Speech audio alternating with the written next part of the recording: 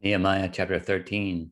On that day, they read from the book of Moses in the hearing of the people, and in it was found written that no Ammonite or Moabite should ever come into the assembly of God, because they had not met the children of Israel with bread and water, but hired Balaam against them to curse them. However, our God turned the curse into a blessing. So it was, when they had heard the law, that they separated all the mixed multitude from Israel. Now before this, Eliashib the priest, having authority over the storerooms of the house of our God, was allied with Tobiah, and he had prepared for himself a large room where previously they had stored the grain offerings, the frankincense, the articles, the tithes of grain, the new wine, and the oil, which were commanded to be given to the Levites and singers and gatekeepers, and the offerings for the priests. But during all this, I was not in Jerusalem, for in the 32nd year of Artaxerxes, king of Babylon, I had returned to the king.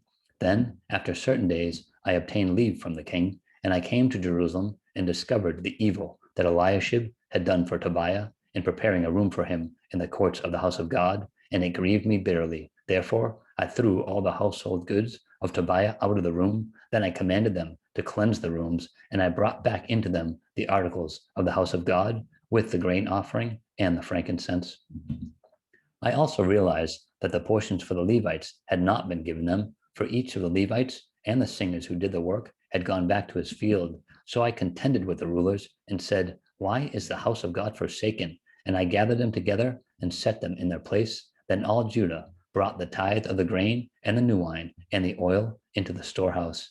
And I appointed as treasurer over the storehouse Shelemiah the priest and Zadok the scribe, and of the Levites Pedaiah, and next to them was Hanan, the son of Zakur, the son of Mattaniah, for they were considered faithful, and their task was to distribute to their brethren.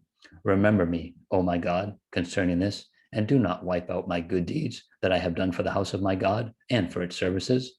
In those days, I saw people in Judah treading wine presses on the Sabbath and bringing in sheaves and loading donkeys with wine, grapes, figs, and all kinds of burdens, which they had brought into Jerusalem on the Sabbath day. And I warned them about the day on which they were selling provisions. Men of Tyre dwelt there also, who brought in fish and all kinds of goods and sold them on the Sabbath to the children of Judah and in Jerusalem. Then I contended with the nobles of Judah and said to them, "What evil thing is this that you do, by which you profane the Sabbath day? Did not your fathers do thus? And did not our God bring all this disaster on us and on this city? Yet you bring added wrath on Israel by profaning the Sabbath." So it was at the gates of Jerusalem, as it began to be dark before the Sabbath, that I commanded the gates to be shut and charged that they must not be opened till after the Sabbath. Then I posted some of my servants at the gates, so that no burdens will be brought in on the Sabbath day. Now the merchants and sellers of all kinds of wares lodged outside of Jerusalem once or twice. Then I warned them and said to them, "Why do you spend the night around the wall? If you do so again, I will lay hands on you." From that time on, they came no more on the Sabbath, and I commanded the Levites that they should cleanse themselves and that they should go and guard the gates to sanctify the Sabbath day. Remember me, O my God, concerning this also, and spare me according to the greatness of your mercy.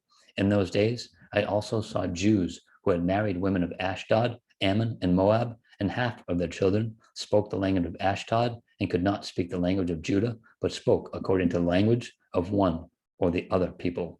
So I contended with them and cursed them, struck some of them, and pulled out their hair, and made them swear by God, saying, "You shall not give your daughters as wives to their sons, nor take their daughters for your sons or yourselves."